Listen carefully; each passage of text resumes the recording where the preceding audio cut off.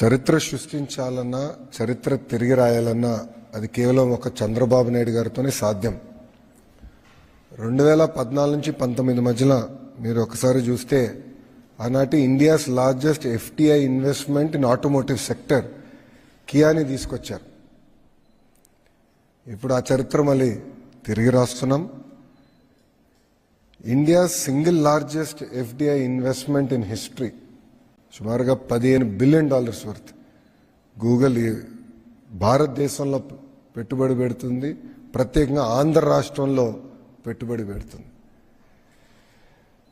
ఇది Google's largest data centre out side of US, the largest data centre. ఇదేంటంటే అనేక దేశాలు కూడా వాళ్ళు ఇవాల్యుయేట్ చేశారు. మన దేశం పైన జీరో అయిన తర్వాత అనేక రాష్ట్రాలను ఇవాల్యుయేట్ చేసి ఆంధ్ర రాష్ట్రానికి వెళ్తేనే స్పీడ్ ఆఫ్ డూయింగ్ బిజినెస్ వల్ల మనం ఈ పెట్టుబడులు పెట్టగలుగుతాం, మనకి ఎలాంటి ఇబ్బందులు ఉన్నాయని వాళ్ళు గ్రహించి ఆంధ్ర రాష్ట్రానికి వాళ్ళు వస్తాం జరిగింది. ఇది కేవలం ఆంధ్ర రాష్ట్ర గెలుపు కాదు, భారతదేశం గెలిచింది. గతంలో ఎట్లయితే మైక్రోసాఫ్ట్ అనేది హైదరాబాద్ రూపురేఖలు మార్చిందో అది ఈ గూగుల్ పెట్టుబడి విశాఖపట్నం రూపురేఖలు మార్చిపోబోతుంది. ఇది కేవలం ఒక డేటా సెంటర్ గురించే కాదు, కేబుల్ ల్యాండింగ్ స్టేషన్ ఉంటుంది, రెన్యూబుల్ ఎనర్జీ ఉంటుంది, ఏఐకి సంబంధించిన అనేక కంపెనీలు కూడా విశాఖపట్నానికి వస్తాయి. కొన్ని రిపోర్ట్స్ కూడా మనం చూస్తే 25 టైమ్స్ మల్టిప్లయర్ ఎఫెక్ట్ ఉంటుంది ఈ పెట్టుబడుల వల్ల, 25 టైమ్స్. అలాంటి ఎకనామిక్ యాక్టివిటీ ఒక విశాఖపట్నంలోనే గూగుల్ చేయబోతుంది. ఈ ఒక్క పెట్టుబడి వల్ల మా అంచనా సుమారుగా 1,88,000 మందికి డైరెక్ట్గా ఇండైరెక్ట్గా ఉద్యోగాలు కల్పించగలుగుతాం. లోకల్ ఎకానమీలో సుమారుగా 48,000 కోట్ల 5 సంవత్సరాల ఇంపాక్ట్ ఉంటుంది ఒక లోకల్ ఎకానమీ మీద. ఇదంతా మీరు చూస్తే మొదటి మీటింగ్ నేను సెప్టెంబర్ 2024లో గూగుల్ ప్రతినిధులు విశాఖపట్నానికి వస్తే వాళ్ళని హోటల్లో నేను లంచ్ ఆర్గనైజ్ చేసి నేను నా కారులో ఆనాడు అక్కడ తీసుకెళ్ళి ఎక్కడైతే ఆ డేటా సెంటర్ వస్తున్నా స్థలం వాళ్ళు కూడా చూపిస్తాం జరిగింది. కరెక్ట్గా 1 నెలలో తర్వాత నేను యూఎస్కి వెళ్ళా, మీ అందరూ తెలుసు, అక్కడ గూగుల్ క్లౌడ్ లీడర్షిప్ని కూడా నేను కలుస్తాం జరిగింది. 1 నెల తర్వాత అంటే నవంబర్లో గూగుల్ ప్రతినిధులు వచ్చి గౌరవ ముఖ్యమంత్రి గారిని ఇదే హాల్లో వాళ్ళు కూడా కలుస్తాం జరిగింది. అక్కడ మేము చర్చించినప్పుడు ప్రత్యేకంగా ఆంధ్ర రాష్ట్రంలోనే చట్టాలు సవరణ కాకుండా దేశంలో ఉన్న కొన్ని చట్టాలని సవరణ తీసుకురావాలి, కొన్ని అంశాలపైన క్లారిటీ కావాలని వాళ్ళు ఆనాడు కోరటం కూడా జరిగింది. అది నేను స్వయంగా అశ్విని వైష్ణవ్ గారిని కలిసినప్పుడు కూడా ఆయన దృష్టికి తీసుకెళ్లాను, ఆయన వర్క్ చేశారు. గౌరవ ముఖ్యమంత్రి గారు ఫైనాన్స్ మంత్రి నిర్మలా సీతారామన్ గారు కూడా అనేక మార్లు కలిసారు ఈ అంశం పైన. గౌరవ ప్రధానమంత్రి గారిని ఒక గూగుల్ పెట్టుబడిపైనే 2 సార్లు కలిసి డీటెయిల్స్ అన్ని గౌరవ ప్రధానమంత్రి గారితో చర్చించారు. కనుకనే చర్చించిన తర్వాత అక్కడ అవసరమైన చట్టాల సవరణలు కూడా చేశాం. దానివల్లనే ఒక ఇంత పెద్ద ఇన్వెస్ట్మెంట్ భారతదేశానికి, భారతదేశంలో ఆంధ్ర రాష్ట్రానికి వచ్చింది.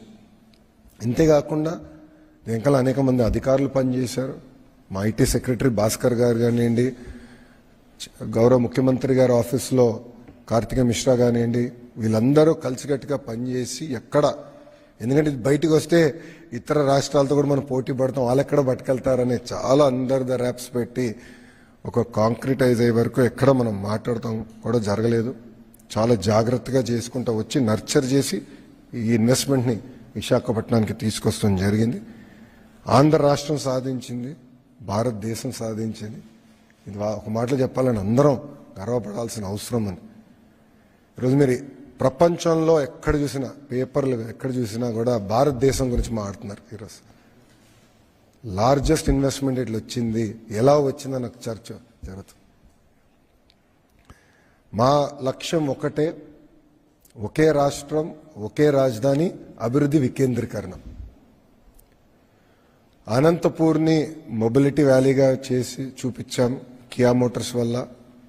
నార్త్ అనంతపూర్, కర్నూల్లో ఇప్పటికీ పెద్ద ఎత్తున రెన్యూబుల్ ఎనర్జీ పెట్టుబడులు వస్తున్నాయి, పంప్ స్టోరేజ్ ప్రాజెక్టులు వస్తున్నాయి. ఇంకో పక్కన సిమెంట్ ఫ్యాక్టరీలు కూడా మనం చూస్తే కొన్ని క్లియర్ చేసాం, కొత్త ఫ్యాక్టరీలు 2 వస్తున్నాయి, ఇంకా ఒక 5-6 సిమెంట్ ఫ్యాక్టరీలు తీసుకొస్తాం. చిత్తూరు కడపకు వచ్చేగల పెద్ద ఎత్తున ఎలక్ట్రానిక్స్ మ్యానుఫ్యాక్చరింగ్ ఎకో సిస్టమ్గా తీర్చిదిద్దుతున్నాం. అనేక పెట్టుబడులు కూడా ఇప్పటికీ వచ్చినాయి. నెల్లూరు జిల్లా మీరు చూస్తే శ్రీ సిటీ గ్రేటర్ ఎకో సిస్టంలో కూడా అనేక పెట్టుబడులు ఈ ప్రభుత్వ అధికారంలోకి వచ్చిన తీసుకొచ్చాం. ఎల్జీ ఎలక్ట్రానిక్స్ కూడా పెద్ద ఎత్తున పెట్టుబడులు అక్కడ నెల్లూరు జిల్లాలో కూడా పెడతాం జరిగింది. ఇప్పటికీ 50% భారతదేశం ఎయిర్ కండిషనర్స్ మనం తయారు చేస్తున్నాం. డైకన్, బ్లూ స్టార్ ఎక్స్పాన్షన్కి వెళ్తున్నారు, ఎల్జీ పెట్టుబడులు పెడుతున్నారు. దీనివల్ల అది దాదాపు 80%కి వెళ్ళే దానికి ఆస్కారం ఉంది. ఇంకో పక్కన మీరు చూస్తే Skyroot, India SpaceX అంటే శాటిలైట్ లాంచ్ చేసి ప్రైవేట్ సంస్థకి 300 ఎకరాలు, ఎకరం 5 లక్షలకి వాళ్ళకి ఇచ్చాం. ఎకరం 5 లక్షలకి ఇచ్చాం. ఎందుకంటే మన దగ్గర ఒక స్పేస్ సిటీ కట్టాలని అది చేశాము. ప్రకాశం జిల్లాలో మీకు తెలుసు రిలయన్స్ ఇండస్ట్రీస్ పెద్ద ఎత్తున కంప్రెస్ బయోగ్యాస్ పెట్టుబడులు తీసుకొస్తున్నాయి. ఇప్పటికీ లీజులో వాళ్ళకి భూములు కూడా ఇచ్చాం. ఆ వర్క్ స్టార్ట్ అవుతుంది. కృష్ణా, గుంటూరు వచ్చగల అమరావతి కాకుండా క్వాంటమ్ వ్యాలీ ఇక్కడికి వస్తుంది. జనవరి నుంచి క్వాంటమ్ కంప్యూటర్ అమరావతికి వచ్చి క్వాంటమ్ సంబంధించిన ఎకో సిస్టమ్ మొత్తం ఇక్కడ తీసుకొస్తున్నాం. ఉభయ గోదావరి జిల్లా ఆక్వా ఆల్రెడీ ఉంది, దాన్ని కూడా పెద్ద ఎత్తున ప్రోత్సహిస్తున్నాం. డిఫెన్స్ సంస్థలు కూడా అక్కడ తీసుకొస్తున్నాం. డైవర్సిఫైడ్ ఇండస్ట్రీస్ కూడా అక్కడికి వస్తాం జరుగుతుంది. ఇంకా ఉత్తరాంధ్రకు వచ్చేగల చాలా పెట్టుబడులు వచ్చినాయి. Arcelor Mittal, India's largest steel plant. Google, India's largest data centre eco system అక్కడ బిల్డ్ చేస్తున్నాం. టీసీఎస్, కాగ్నిసెంట్, ఎక్సెంచర్, అదేవిధంగా మన బిల్డింగ్స్ కట్టే రియల్ ఎస్టేట్ డెవలపర్స్ కూడా సాలాపూర్, సత్వ, రహేజాస్తో కూడా మాట్లాడుతున్నాం. వాళ్ళందరినీ తీసుకొస్తున్నాం. మెడికల్ డివైసెస్ మ్యానుఫ్యాక్చరింగ్, ఫార్మా సంస్థలు, ఇట్లా అన్ని ప్రాంతాలని సమగ్ర అభివృద్ధి చేసి ఆంధ్ర రాష్ట్రాన్ని $2.4 ట్రిలియన్ ఎకానమీ చేయాలనే లక్ష్యంతో ఆంధ్ర రాష్ట్ర ప్రభుత్వం పనిచేస్తుంది. మేము బలంగా నమ్మేది వర్టికల్ హారిజాంటల్ ఇంటిగ్రేషన్, అంటే క్లస్టర్ బేస్డ్ అప్రోచ్ చాలా చాలా అవసరం.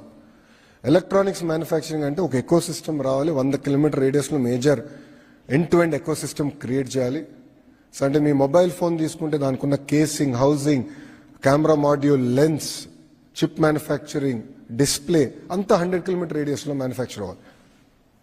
That is called vertical integration. Horizontal వచ్చేగల స్కిల్ డెవలప్మెంట్, నా హెచ్ఆర్డీ మినిస్ట్రీ వస్తుంది. స్కిల్ డెవలప్మెంట్, ఎక్విప్మెంట్ టెస్టింగ్, మన బ్లూ స్టార్ లీడర్షిప్తో కలిసి అదే డిస్కస్ చేశాం. వాళ్ళకి హీట్ పంప్ ఆంధ్ర రాష్ట్రం తయారు చేస్తే జర్మనీకి పంపించాలి టెస్టింగ్కి, సర్టిఫికేషన్కి.